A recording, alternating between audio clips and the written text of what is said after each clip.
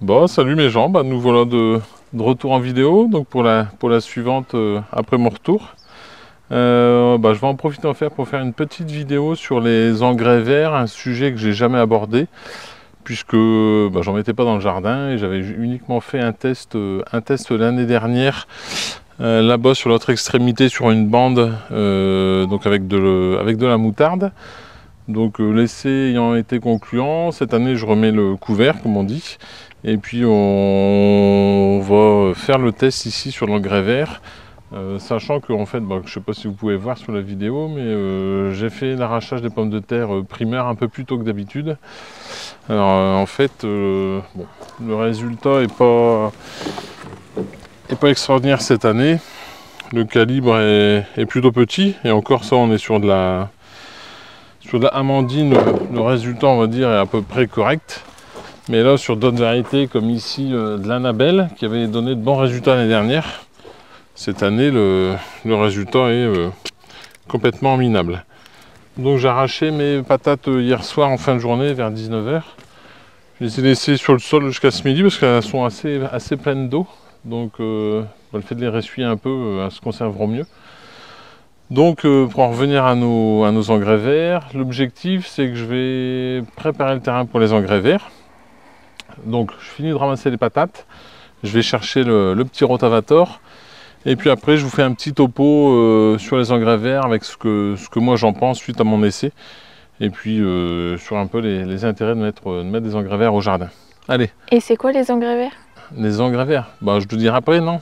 En fait les engrais verts c'est ce qu'on appelle une culture intercalaire ou une culture de fin de saison.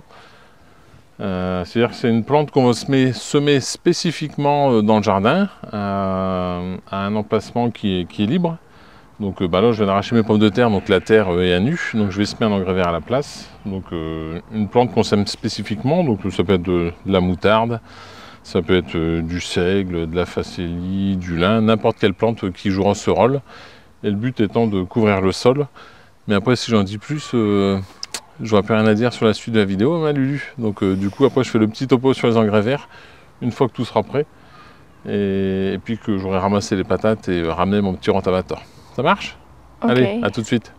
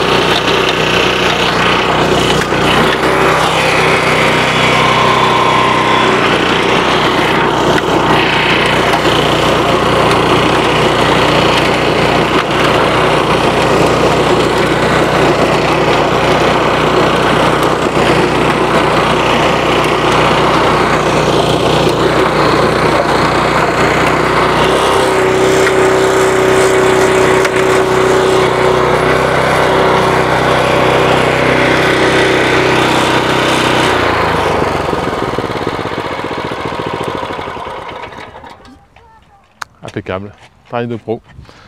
Bon voilà, nous voilà de retour pour la suite et fin de la vidéo consacrée aux engrais verts. Du coup on va faire le petit topo comme j'avais dit sur un peu les intérêts des engrais verts. Donc moi j'y vois 5 avantages, 5 intérêts. Le premier c'est ça permet de garder le sol propre en intersaison. Donc là comme j'ai arraché mes pommes de terre, c'était déjà bien sale, comme un peu la partie de gauche. Moi je passe juste un petit coup de fraise, donc le fait de passer un petit coup de fraise, je m'embête pas, je passe sur tout ce qui traîne, les restes de légumes, là c'est des gros cornichons. Je passe sur toutes les mauvaises herbes, ça broie un peu tout. Et puis du coup ça me prépare mon terrain pour le semis. Donc le gros intérêt, derrière ça moi je vais semer un engrais vert. et ça évitera que la terre se salisse pendant l'hiver et soit à nouveau envahi d'herbe l'année prochaine au printemps. Tant qu'à ce que ce soit envahi, autant que ce soit un engrais vert. Le deuxième avantage aussi pour un engrais vert, dans les intérêts qu'on peut avoir, ça va être un apport de fertilisation pour l'année prochaine. Donc l'année prochaine, au moment où on enfouira l'engrais vert, il se décomposera tranquillement pendant la période hivernale, et puis il permettra de nourrir les autres plantes qui seront mises en place à cet endroit-là, l'année prochaine. On est à combien? 2, 3, Lucie? On n'a pas mis le micro, on n'a pas voulu. On est à 3. C'est quoi le troisième? Je sais plus, j'ai noté sur un papier, mais je m'en souviens plus. Le troisième intérêt aussi, donc, c'est que ça va protéger votre sol pendant l'hiver. Donc l'engrais vert, le fait qu'il y ait un couvert, ça va protéger le sol du lessivage. Donc c'est-à-dire que quand il va pleuvoir, la pluie ne va pas emmener la terre, les éléments minéraux en profondeur, puisque l'engrais vert, lui, va capter tous ces éléments minéraux qui sont dans le sol et va leur permettre d'éviter d'être lessivés par la pluie et par l'eau. Il va aussi permettre de protéger un peu le sol vraiment du gel et autres. Et puis, c'est quoi le quatrième? Je ne sais plus. Faut que je regarde mon pense-bête, je me suis fait un petit pense-bête parce que à chaque fois je l'oublie. C'est quoi? Éviter les herbages, je l'ai dit. Éviter le séchage du sol. Ah oui, donc c'est ça le gros intérêt. Donc comme je disais, ça va aussi permettre d'après de restituer les minéraux aux plantes au fur et à mesure de leur pousse, puisque la décomposition va se faire petit à petit. Il favorise aussi la vie du sol, c'est ça que j'ai oublié. On doit être à 4. Favoriser la vie du sol. Parce qu'en fait, le couvert, il va offrir une protection à tous les petits micro-organismes dans le sol. Il va leur permettre aussi de les protéger, comme je disais tout à l'heure, du gel. Le gel, il protège le sol, mais il protège aussi tous les micro-organismes qu'on trouve dans le sol. Donc il va leur faire un peu une petite maison pour la période hivernale. Et ça va aider le sol à se maintenir en vie, quoi. Donc c'est en termes de qualité de vie du sol, ça c'est vraiment top. Donc il évite le désherbage, ça je l'ai déjà dit. Et puis après, alors il va avoir aussi un effet sur la structure du sol, c'est-à-dire que de différentes façons. La première, on va prendre l'exemple si on sème de la moutarde ou de la facélie qui ont des grosses racines qui descendent dans le sol, et ça va permettre de décompacter le sol, donc ça va améliorer la structure du sol. Et en deuxième partie de vie de l'engrais vert, c'est-à-dire en période printanière, quand on va broyer l'engrais vert afin de l'enfouir dans le sol, c'est pareil, le mélange de matière organique, de matière carbonée mélangée au sol va améliorer la structure du sol et ça évitera en partie la battance du sol ou pour des terres argileuses, ça va faciliter le travail du sol puisque ça va amener un peu de cohérence au sol. Donc ça c'est aussi c'est le cinquième avantage de mettre des engrais verts. Donc moi j'en mettais pas jusqu'à maintenant parce que je m'embêtais pas, je laissais pousser les mauvaises herbes. Mais je suis quand même pas mal envahi par le mouron. Alors je sais pas si tu vois là, Lulu. Le mouron c'est ça là. Donc là il commence seulement, hein. Donc le mouron là il est tout jeune. Donc moi l'hiver ça, le mouron ça me fait un tapis partout. Et je suis aussi pas mal embêté par ça. Hop. Par le kénopode. Donc le kénopode qui fait des milliers de graines. Tous les ans je suis embêté vraiment à fond par ça. Donc aussi le but de mettre un engrais vert c'est d'éviter que ça repousse. Et de ne pas leur laisser de place, vraiment pour que l'année prochaine je ne sois pas embêté avec des semences qui reviennent dans le sol. Donc du coup, maintenant qu'on a parlé un peu des avantages des engrais verts, c'est comment on s'y prend. Alors déjà, la première question, c'est quand? Quand est-ce qu'on le sème? Là, on est en plein dedans. Meilleure période, en tout cas pour les deux principaux, c'est 15 août, 15 septembre. Ouais, voilà, l'automne.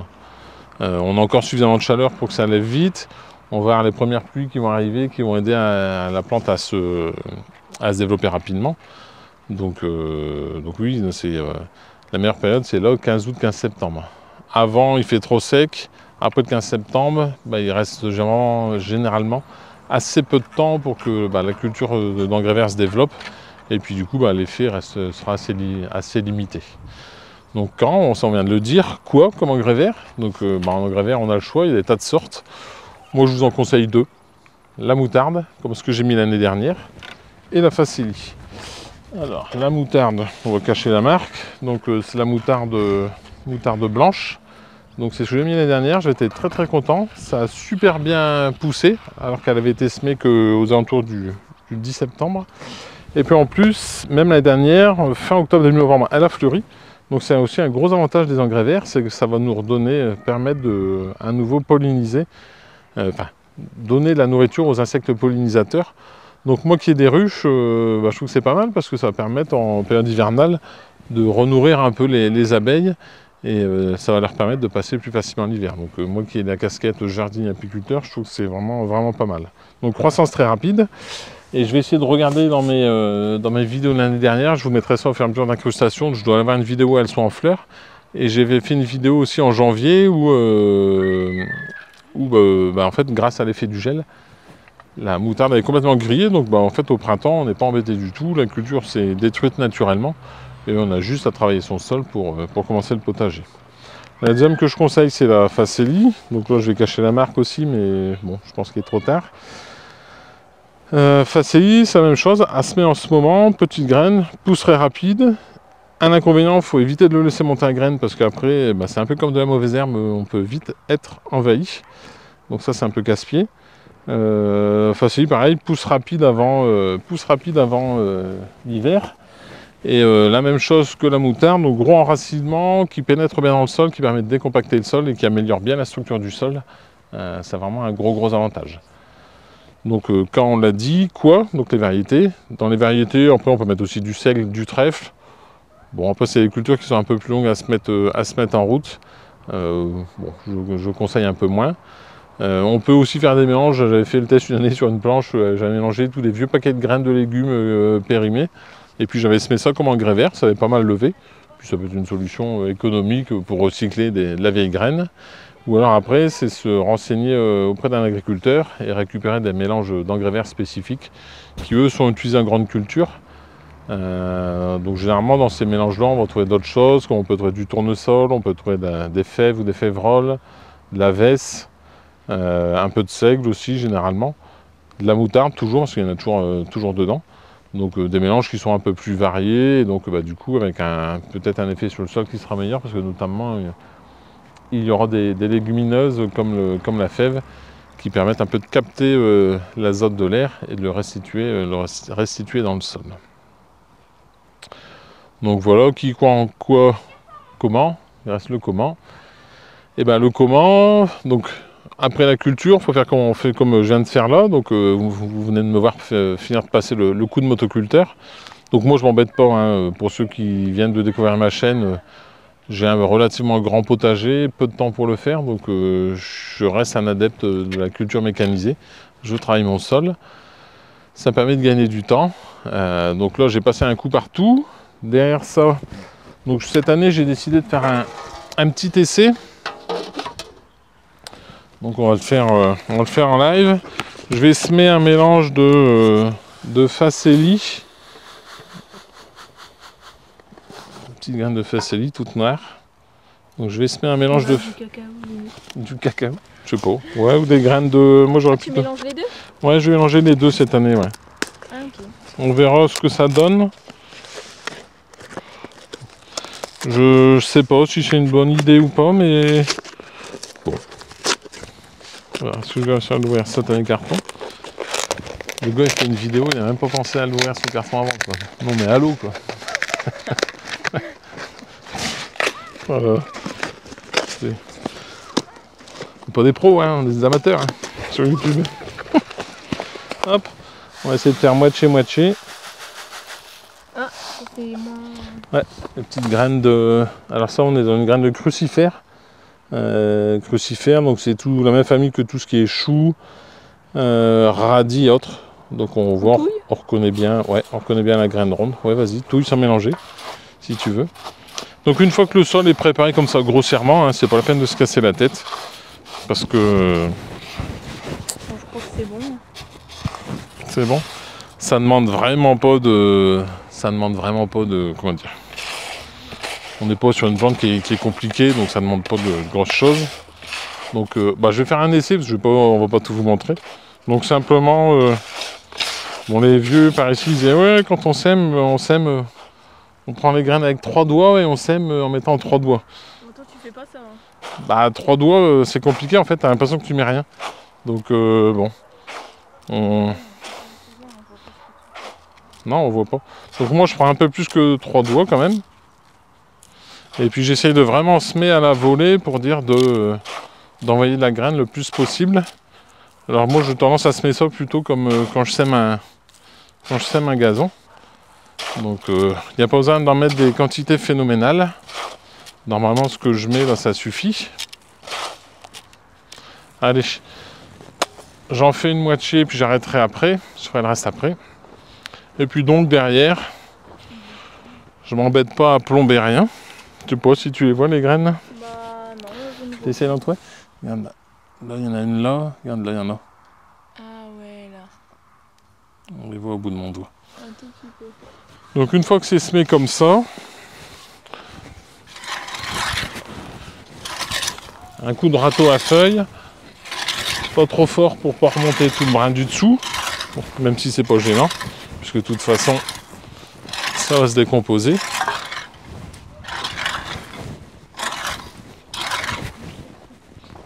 Alors j'espère que je tape pas dans le micro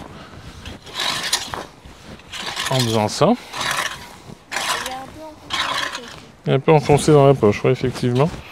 Je sais pas, il s'est pas mis comme l'autre jour, le petit micro. Bon, c'est pas grave, on dira que ça va. Ouais. Donc, l'idéal pour terminer ça, ça serait de plomber le sol. Plomber le sol, c'est-à-dire le rouler un coup. Bon. Moi, j'observe ce qui se fait par ici. Oula. J'observe ce qui se fait par ici. Et je peux vous dire franchement, les agriculteurs, quand ils sèment de l'engrais vert, même pas ils s'embêtent à faire ce que je fais. Ils sèment point. Alors si tu arrives à montrer dans le champ qui est là derrière, ah bah il y a Chippy là-bas tout au bout. Chippy elle est partie surveiller. L'agriculteur est passé hier, il a déchaumé les éteules, donc derrière après la moisson. Il a déchaumé, il a semé directement de l'engrais vert, donc on verra le suivi en même temps que là ici sur le jardin. Il a juste passé un coup de déchaumeur et il a semé un engrais vert direct. C'est quoi déchaumeur? Déchaumer, c'est un engin avec des grosses dents qui soulève le sol. Ah ouais, c'est C'est un peu comme ce que je fais là, quoi, mais c'est un, voilà, ouais. C'est un engin agricole. Ok. Donc voilà, donc bah là on a, une fois que c'est ratissé, ça va rester comme ça. Il va falloir, je pense, sûrement une petite pluie pour que ça lève parce qu'il fait plutôt sec. Donc maintenant l'idéal ça serait une petite pluie pour dire de terminer ça. Et puis bah, après l'engrais vert, il n'y a plus rien à y faire, c'est-à-dire qu'on va le laisser pousser toute la saison, c'est-à-dire septembre, octobre, novembre, décembre, il va pousser. Si le gel ne fait pas son effet pour détruire le couvert végétal, il suffira juste au printemps avant de vouloir retravailler son terrain.